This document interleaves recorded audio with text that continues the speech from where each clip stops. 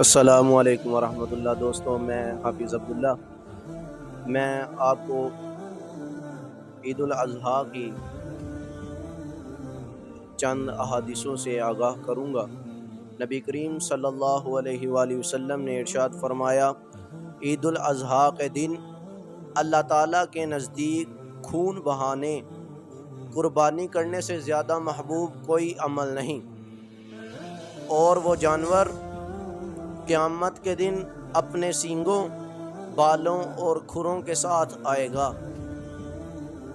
خون زمین پر گرنے سے پہلے اللہ تعالیٰ کے ہاں قبول ہو جاتا ہے، اس لیے خوش دلی سے قربانی کیا کرو۔